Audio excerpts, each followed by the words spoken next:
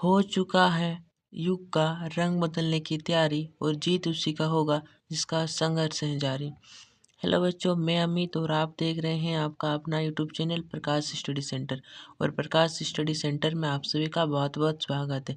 तो आज हम आप लोगों के लिए लेकर आ चुके हैं क्लास 10th के social science most subjective question. ये प्रीवियस ईयर 2023 में आए हुए क्वेश्चन हैं। जैक वार्षिक माध्यमिक परीक्षा 2023, विषय सामाजिक विज्ञान।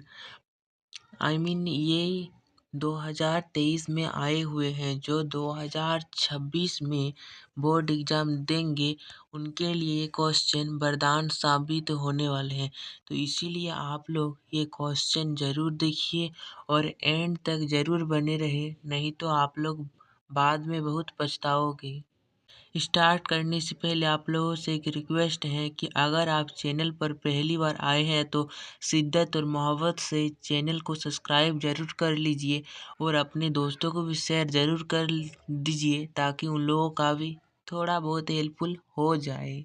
अगर आप लोग ये वीडियो अच्छा लगे तो प्लीज़ एक लाइक ज़रूर कीजिए और कोई भी डाउट रह जाए तो कमेंट में अपना डाउट ज़रूर पूछें। तो चलिए शुरू करते हैं आप लोगों का ज़्यादा समय नहीं लेते हुए।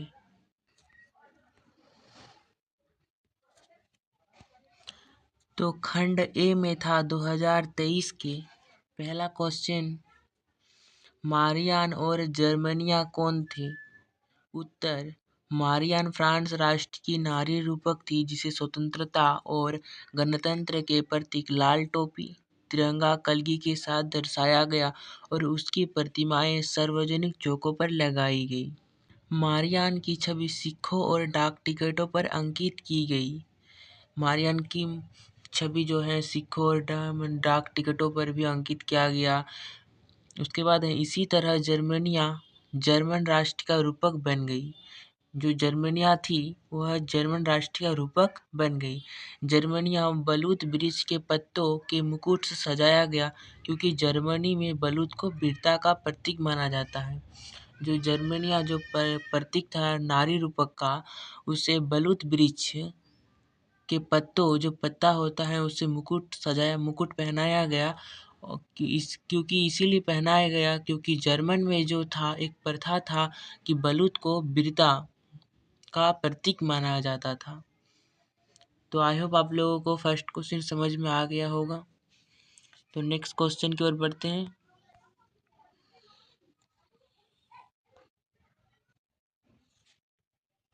दो नंबर है, सत्याग्रह के विचार का क्या मतलब है? उत्तर, सत्याग्रह एक ऐसा विचार है जिसमें सत्य की शक्ति पर आग्रह और सत्य की खोज पर जोर दिया जाता है। सत्याग्रह जो था वह एक विचार था जो जिसमें सत्य की शक्ति पर और सत्य की खोज पर जोर दिया जाता था, बल दिया जाता था। इसका अभिप्राय यह है कि यदि आपका उद्देश्य सच्चा है, यदि आपका संघर्ष अन्याय के विरुद्ध है तो उत्पीड़क का मुकाबला करने के लिए आपको किसी शारीरिक बल की आवश्यकता नहीं होगी। यहाँ पर बताया जा रहा है कि यदि आपका उद्देश्य सच्चा है, अगर आपका विश्वास अटल है, सच्चा है, अच्छा है, तो आपका संघर्ष जो है अन्याय के विरुद्ध है, तो उत्पीड़क यानी आपका जो विपरीत साइड है उसका मुकाबला करने के लिए आपको किसी शारीरिक बल की आवश्यकता नहीं है। आई होप आप लोगों को दूसरा क्वेश्चन भी समझ में आ गया होगा। अगर आप लोगों को कोई भी डाउट रह जा रहा है तो आप लोग प्लीज़ कमेंट में ज़रूर अपना डाउट पूछें ताकि डाउट सॉल्व कर सकूं। नेक्स्ट क्वेश्चन 3 नंबर है, मानव के लिए संसाधन क्यों आवश्यक है? उत्तर, मानव के लिए संसाधन बहुत ही महत्वपूर्ण है। ये तो सभी को पता है, संसाधन मानव के लिए बहुत ही इम्पोर्टेंट है। यह किसी भी देश की अर्थव्यवस्था में रीढ़ की हड्डी का काम करते हैं। ये कोई भी देश हो उसका अर्थव्यवस्था, जो अर्थव्यवस्था में रीढ़ की हड्डी का काम करता है। कौन काम करता है ना? संसाधन काम करता है।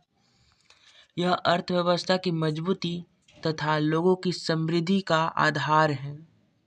जो संसाधन है वो अर्थव्यवस्था की मजबूत तथा लोगों की जो समृद्धि का वो आधार है। उदाहरण के लिए आरंभिक मानव अपने भोजन के लिए प्रत्यक्ष रूप से पौधों एवं जानवरों पर निर्भर था। जो आप पता होगा कि जो पहले मानव था वह भोजन के लिए प्रत्यक्ष रूप से पौधों एवं जानवरों पर निर्भर था। बाद में उसने औजारों के प्रयोग, तकनीकी एवं कार्य कुशलता से वातावरण में सामंजस्य स्थापित किया। पहले तो जो था वह मानव भोजन के लिए था वह पौधों एवं जानवरों पर ही निर्भर था, लेकिन बाद में ही तो औजारों का प्रयोग किया गया, फिर तकनीकी का कुशलता से वातावरण सामंजस्य स्थापित किया। उसने यह भी अनुभव किया कि उसके लिए क्या क्या चीज उपयोगी हैं। उसके बाद यहाँ है, इस प्रकार उसके लिए प्रकृति से प्राप्त पदार्थ प्राकृतिक संसाधन बन गया। इन संसाधनों ने मानव की अर्थव्यवस्था के विकास में आधार का काम किया। अतः हम कह सकते हैं कि मानव के लिए संसाधन बहुत आवश्यक हैं। जो ये उदाहरण दिया उसी प्रकार से प्राकृतिक संसाधन बन गया। जो इन संसाधन है मानव की अर्थव्यवस्था के विकास में आधार बन गया। इसीलिए हम कह सकते हैं कि मानव के लिए संसाधन बहुत आवश्यक है। आई होप आप लोगों को तीसरा क्वेश्चन भी समझ में आ गया होगा। नेक्स्ट क्वेश्चन की ओर बढ़ते हैं। 4 नंबर, नदियों में बांध क्यों बनाए जाते हैं? उत्तर, नदियों पर बांध इसीलिए बनते हैं क्योंकि बांध देश की समग्र बुनियादी ढांचे में महत्वपूर्ण भूमिका निभाते हैं। बताया जा रहा है कि बांध बनाए जाते हैं क्योंकि जो बांध है देश की बुनियादी ढांचे मतलब बुनियादी हिस्सा में महत्वपूर्ण भूमिका निभाता है। बांध मनोरंजन, बाढ़ नियंत्रण, जल आपूर्ति, जल विद्युत शक्ति, अवशिष्ट प्रबंधन, नदी निवेशन और वन्य जीव आवास सहित कई प्रकार के आर्थिक, पर्यावरणीय और सामाजिक लाभ प्रदान करते हैं। जो नदियों में बांध बनाए जाते हैं वह बहुत ही महत्वपूर्ण होते हैं और उसके बाद मनुष्यों को लाभ भी प्राप्त होता है, इसीलिए नदियों में बांध बनाए जाते हैं। नेक्स्ट क्वेश्चन 5 नंबर की ओर बढ़ते हैं।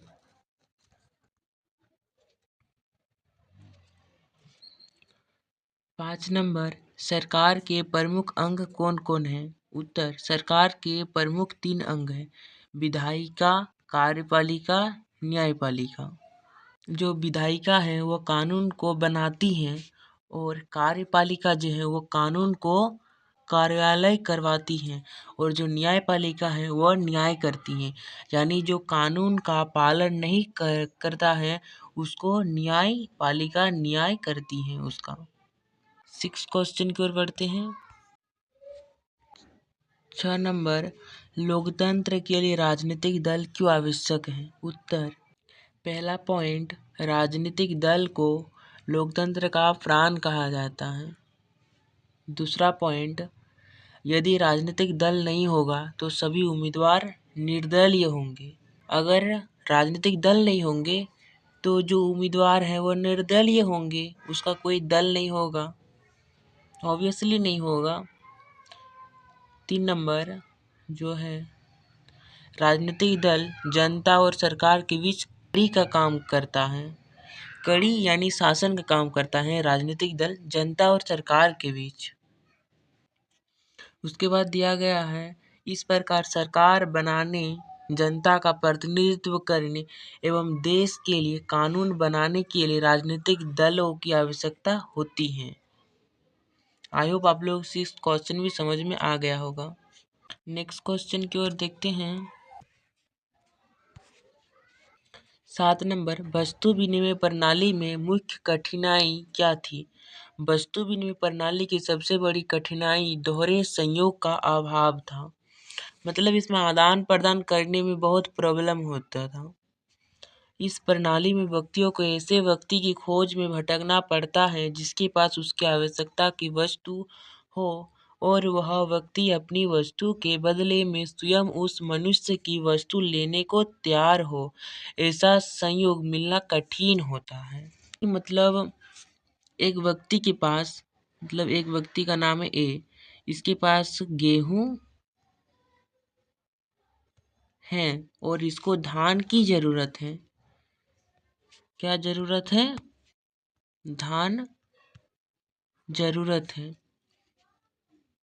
और एक व्यक्ति को बी है, इसके पास धान है और इसको गेहूं की जरूरत है। गेहूं की जरूरत है। तो अब ए को ढूंढना पड़ेगा ऐसे व्यक्ति को जो धान बेचना चाहता है और गेहूं लेना चाहता है। तभी तो होगा कि ए को धान मिल जाएगा और बी को गेहूं मिल जाएगा। तो ये जो था वस्तु विनिमय, यानी इसमें कोई भी मुद्रा नहीं आ रहा है, इसमें किसी प्रकार का मुद्रा नहीं आ रहा है, इसीलिए इसे वस्तु विनिमय प्रणाली कहते हैं। मतलब यहाँ पर वस्तु का आदान प्रदान हो रहा है, मतलब ये धान दे रहा है और ये गेहूं दे रहा है, इससे वस्तु का आदान प्रदान हो रहा है, इसीलिए इसे वस्तु विनिमय प्रणाली भी कहते हैं।